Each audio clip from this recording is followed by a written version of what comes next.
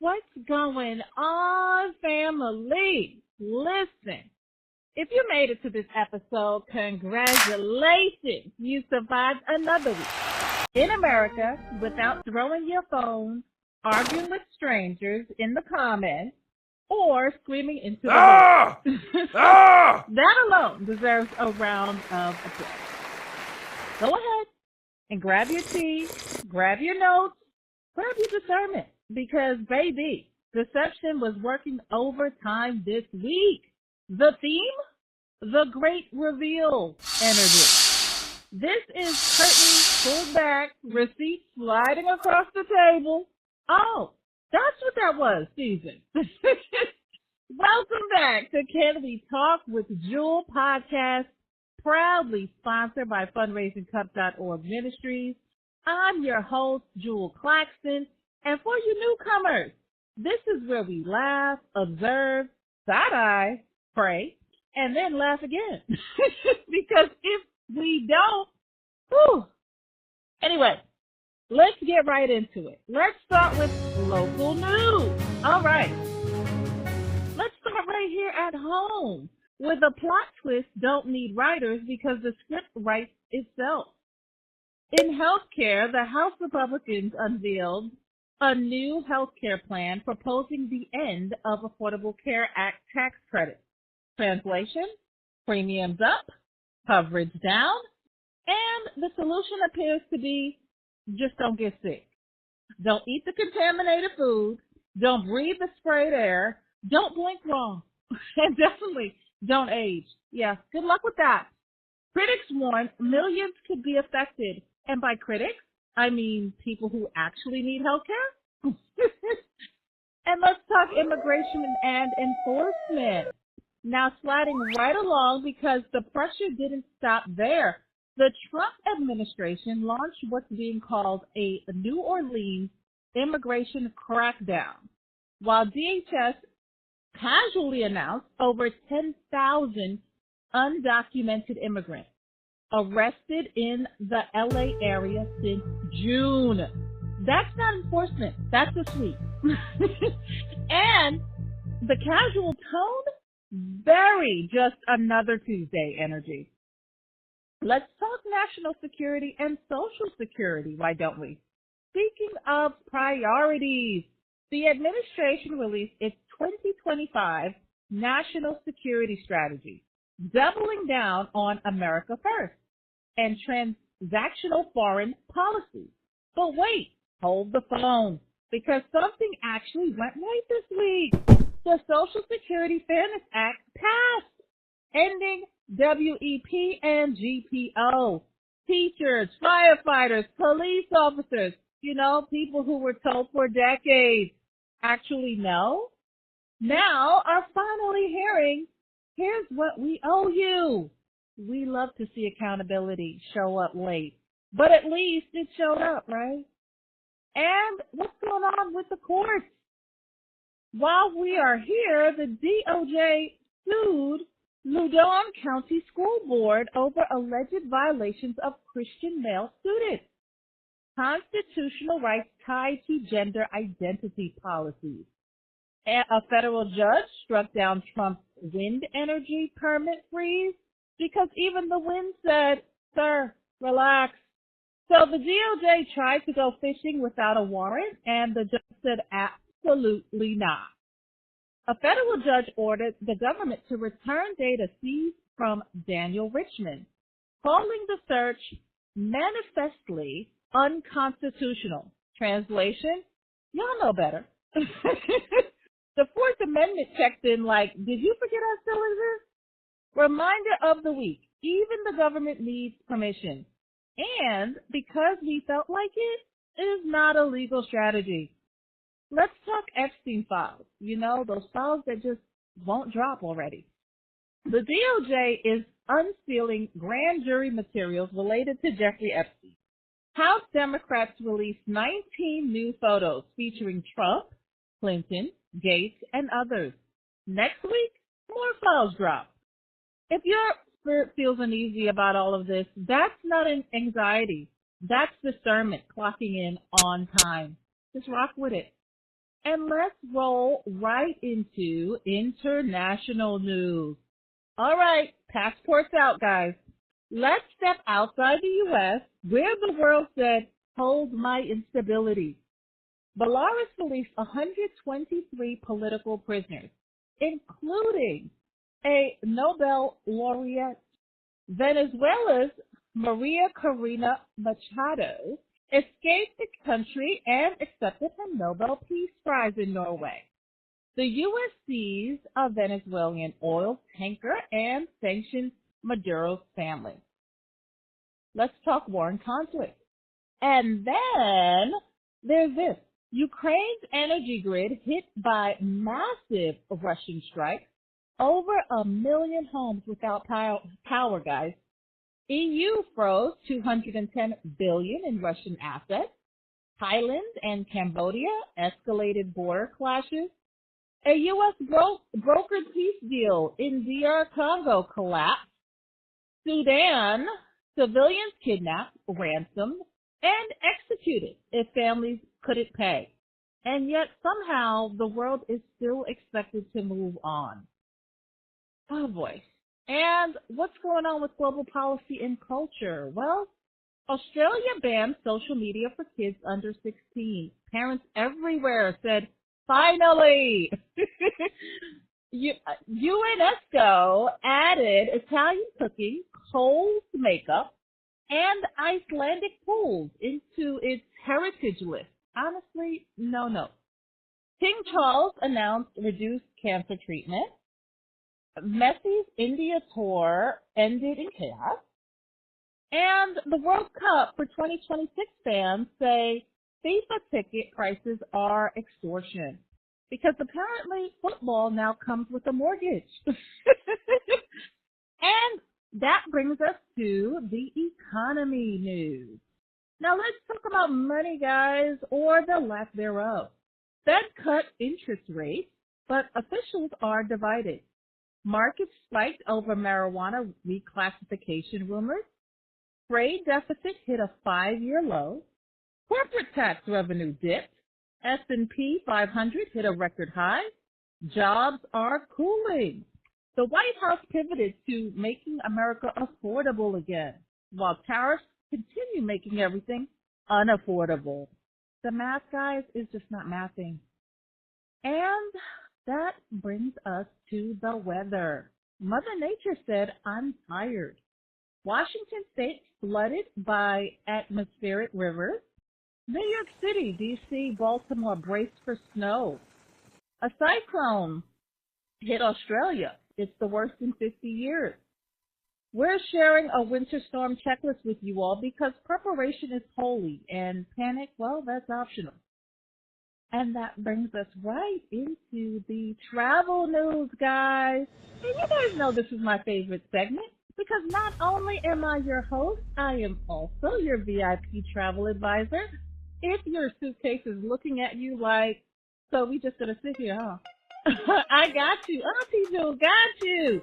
I curate trips where the beaches look photoshopped, the cities never sleep, and the towels are folded with more care than some people put into their relationships. You just show up, look fabulous, and pretend you didn't almost miss your flight. Find me at fundraisingcup.org/Juel. Now back to our regularly scheduled surveillance. In the travel headlines, if you're at an airport right now, may peace find you. Over 224 flights canceled, guys, and 2,550 delayed across Japan, UAE, Singapore, Malaysia, and Hong Kong. The Emirates, JAL, AirAsia, Singapore, Cathay, everybody said not today, all at the same time. Dubai to Tokyo to Singapore is basically one big permanent sleepover. Boarding passes mean nothing. Final call is a rumor, and the airport floor is doing numbers. If your flight still says on time, don't get excited. That's just the airline whispering lies. Travel tip. If you see someone calm at the gate, they've already emotionally moved to their destination. And TSA is reportedly sharing passenger lists with ICE. So the watch list grows in size. Welcome to the unregulated and irrevocable list, guys. Happy travels. Your rights are no longer obsolete. Invasive social media requirements. The U.S. Customs and Border Protection, CBP, may require 5 years of social media history just when you thought resumes had too much info. And the DNA samples for travelers are being considered. Leave your urine sample at the door. Meanwhile, 20 states sued to block a proposed 100,000 H-1B visa fee. $100,000, guys. That's not a visa fee. That's a down payment on belongings. Sir, am I going on vacation or auditioning for Big Bro surveillance? I'm just asking for a friend. Here's some aviation updates. United Flight 803 had an engine failure, landed safely. Boeing completed its Spirit Aerosystems acquisition. JetBlue announced its first lounge. AAA says this will be the busiest holiday travel season ever. Thanks for the update, American Airlines. Pack patience, guys. That's my suggestion. And that brings us right into health news. So there was a measles outbreak in South Carolina. Stanford researchers explained rare myocarditis cases linked to mRNA vaccines. Guys, don't kill me if I didn't say it clearly. Trump posted, then deleted, a medbed video. Guys, we talked about this before in another What's Going On. I think with special guest Laura. Look into that. They supposedly exist. We talked about them, and if you missed it, then, kind of like this podcast, it was divine intervention, letting you know. And in 2025, experts report growing concerns around autism diagnosis errors affecting schools and IEPs. These fall into 2 areas: missed or delayed diagnosis, where autistic traits are misread as behavioral issues or ADHD, delaying services, and false positives, where rushed evaluations lead to misaligned support. Advocates stress that accurate diagnosis is critical for appropriate IEP planning and student success, because when systems get it wrong, children lose time, trust, and access to care. So, guys, that brings us to something bigger, because when systems mislabel, rush, or dismiss people, the harm doesn't stop in classrooms. We're seeing the long-term impact of institutional failures show up in real lives, real trauma, and real targeting. So let's talk about it. And in religion news, guys, Pope Leo the 14th completed his Middle East tour. I'm just saying. Vatican returned indigenous artifacts. Generation Z men showing increased interest in faith. Kudos. Illinois legalized assisted suicide, and bishops are heartbroken. Texas sued over a Muslim-focused community. 16 killed in mass shooting at Jewish festival in Sydney. And, oh, get this, guys. Elon Musk said God is the creator. I don't know what Elon been on lately, but he's been telling the truth a little too comfortably. It's giving Surrey. Are we being watched? Who said that? And that brings us to targeted individual news. Guys, this part of the news matters the most. If you guys don't pay attention to anything at all, please lock in, because there's a lot going on, and we need you guys to pay attention. Little disclosure, this episode contains discussions of mental health crisis, grief, and a highly publicized death. So, listener discretion is advised. According to FBI Deputy Director Dan Bongino and FBI Director Kash Patel, major updates were issued in late 2025 regarding a law enforcement crackdown on the 764 network, an online extremist group targeting children.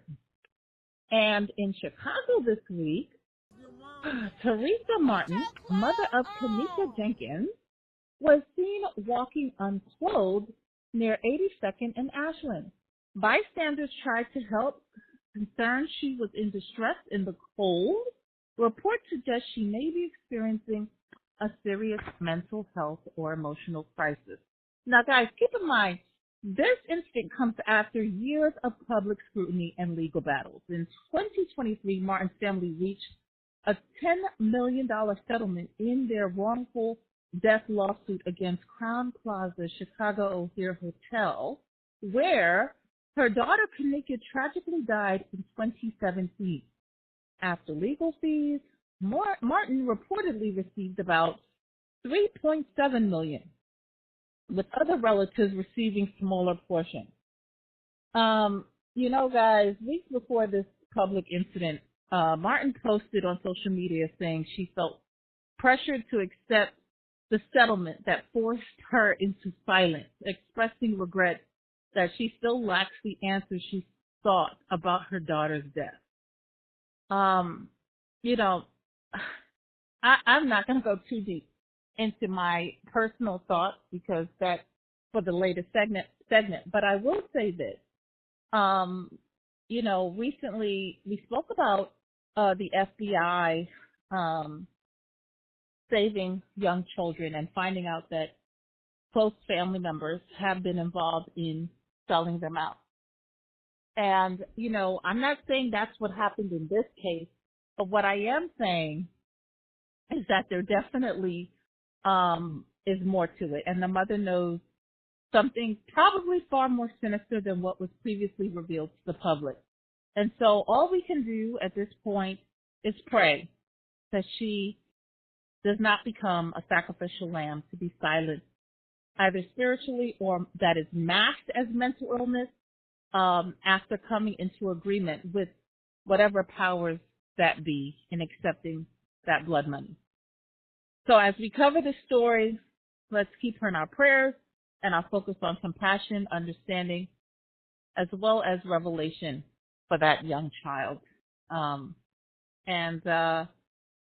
That brings us to South Korea arrests hackers who exploited 120,000 private cameras, guys. This week, we're hearing news of 4 people that have been charged in South Korea with hacking into tens of thousands of private video cameras in homes and businesses in search of sexually exploitive footage, authorities said Monday. South Korean authorities arrested these 4 individuals that hacked approximately 120,000 private IP cameras, guys, in homes and businesses to record and sell sexually exploitive footage. The breach targeted internet-connected security cameras in sensitive locations, including bedrooms, Pilates studios, and even in, get this, gynecologist clinics, guys. Now, coincidentally, last week we spoke with you all about how those targeted individuals are dealing with people that are abusing technology. We just spoke about that last week. But we did forget to mention that they do tamper with also with phone storage capacities. And if you're seeing frequent freezing and shutting off that's being done remotely, that might cue you in as well. And so I share that information because I want you guys to remain alert to what's really happening. Do not count on these internet-based security cameras to keep you safe because they can be jammed, hacked, so forth and so forth. And so that brings us to this week where we're highlighting the growing threats in security. Criminals are targeting high-value mail, checks, legal documents, insurance policies, and sometimes even recruiting postal employees to bypass security. So just in 2025 alone, USPS agents closed 872 internal theft cases, vulnerabilities in cameras, delivery systems, and address change processes have left individuals exposed to major fraud and identity theft. If you suspect mail tampering or employee misconduct, please report it to the USPIS, USPS OIG, or the FTC Identity Theft Portal. Remember, if it feels coordinated, that's because systems can be weaponized. And with that said, I want to encourage you guys to continue to support our campaign to protect targeted individuals from organized crime and financial exploitation. Donate today to help those at risk regain security and stability. We encourage donations to support targeted individuals being pushed into poverty to cover these organized crimes. Shout out to Mabwali Edith on LinkedIn for her donation last week. Bless your heart. Anything really helps, guys. Even if it's just a cup of coffee to help them cope with the situation, and a reminder that there are loving and compassionate neighbors worldwide. And that brings us, guys, right into my random thoughts. I know how much you guys covered that each week. Welcome back to 2025, where the headlines sound like rejected SNL sketches. First up, pennies are dead. Businesses are rounding cash transactions to the nearest nickel. So that $9.98 charge, congrats. It's now $10 even. Economists say this could cost Americans $6 million a year. I'm personally just asking for fair change. You can round that up for me, not your profit. Who said that? In Bangkok, Miss Universe Jamaica 2025 fell through a stage, guys, opening during the gown competition. Good news, she's okay, thankfully. Medical bills covered. Moral of the story, beauty is pain, but OSHA should still be involved. And in sports chaos, Sharon Moore lost a $30 million contract, guys, got arrested, and somehow Cat Williams' prophecies remain undefeated. I'm not saying premonition warnings are real, but side eyes. And on TV drama, Erica Kirk had a moment on CBS Town Hall that broke internet. Erica was asked a very cherished and leaning question about what she would say to Candace lied and peddled theories and profited about her husband's death. Erica looked straight into the camera and said, "Stop." Let's just say the internet called her glitching eyes and swift demeanor changes as a rehearsed death stare. Many claimed that the look of intense anger or warning was way outside of her usual persona, and even compared it to how she was seemingly very forgiving to the husband's actual murderer. But she says, "I'm lying." Candace said she would stop lying if she was informed what she in fact was lying about. Oh, the tea, honey, and play on words for me. Should Candace take the severity of her gaze as a nonverbal threat, meaning or else? Erica is more explicit. Anyway, Erica Kirk just posted on her X account that her and Candace will finally be meeting in person and having a discussion in private. Good. Either way, let's see how this one plays out, guys. And for online spending, Americans are leading the world at $2.64 billion on OnlyFans in 2025, guys. Online spending. Americans spent that. I want to repeat, $2.64 billion on OnlyFans. Maybe some of that could support this podcast. I'm just saying. Charity begins at the algorithm. Come on, guys. Just support this charity for women and children. I'm just saying. And Crystal Wilsey got fired for a racist rant, then raised $140K. The message: sometimes being a terrible person is profitable. America, Please stand up. Apparently, it was jumping season. Krishan Rock got jumped. Bobby Shmurda got jumped. Different cities, same week. I love the story. If you're famous in December, stretch before you leave the house. And everybody square up because fame apparently comes with complimentary hands. Hold your peace, guys, and don't get provoked into prison. Some people live for that and are even bribed for it too. Who said that? And reports confirm that Rob Renner and his wife, Michelle Singer Renner, were both found deceased in their Los Angeles home. Authorities state the case remains under active investigation. And in other highlights this week, there was a fatal shooting at Kentucky State University, 2 dead in Brown University shooting, and Zach Brown was taking us on a visual journey to hell in Vegas. Trump honoring the Miracle on Ice, Dick Van Dyke turning 100, $1 billion Powerball, and Elon Musk declaring womanhood is strictly biological. You know, he's really stirring the base and apparently winning over a few people while doing so. Over 4.7 million people were added their numbers to the Do Not Call registry, and Scammer said that's cute. Because why are you calling me about an extended warranty on a car I never bought while violating federal law with confidence? And, the bonnet debate came up again this week. Some say it's unkept. Others say it's disrespectful. I say maybe folks are just protecting their crown. Maybe it's not laziness. Maybe it's ancestral Wi-Fi reconnecting.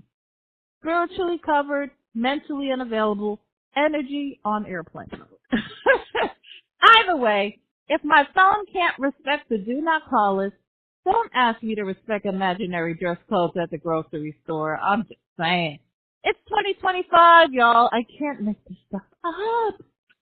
And you guys know what time it is. Poll break. Let's talk about it, y'all. You voted. I judged.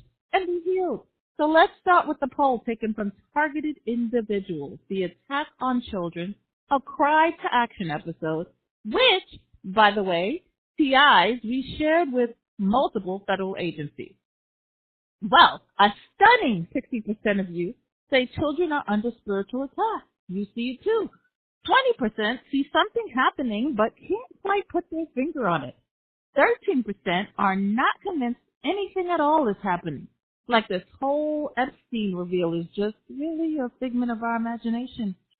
And, 7% are still seeking clarity. Well, I guess you came to the right soil. I got the 4-in-1, hun.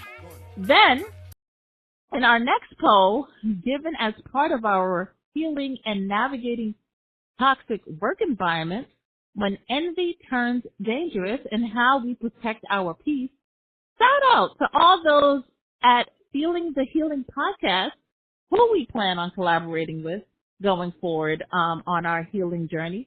So 56% say envy shows up as silent sabotage. Why? The first thing haters do is covertly destroy what you do. I guess what they got going on is already broken down to the ground. And 28% of you said they are passive aggressive, sort of like gaslighting, and smiling in your face like all state friendly neighbors. 11% said the energy just feels off. I get it. And if you can read vibes, their frequency just falls off the Richter scale. And 6% said they start monitoring and copying you. Creepy. Whoever's at the best compliment needs detaining themselves. And in our final poll taken last week over the What's Going On episode, where we asked which headline had you saying, I know you lying. 86% of you said all of it. Had you saying, I know you lying. And they probably are. While 14% of you still are caught off guard by the 5-year arrest that took place with the pipe bomber. Well, thank you all for voting. I really appreciate it on LinkedIn. You guys are amazing. Like I said, you guys vote, I judge, and somehow we work this together. With that said, that's it, fam. That's what this week was all about. What can I say? This episode was brought to you by fundraisingcup.org. And if you feel overwhelmed, you're not weak, you're aware.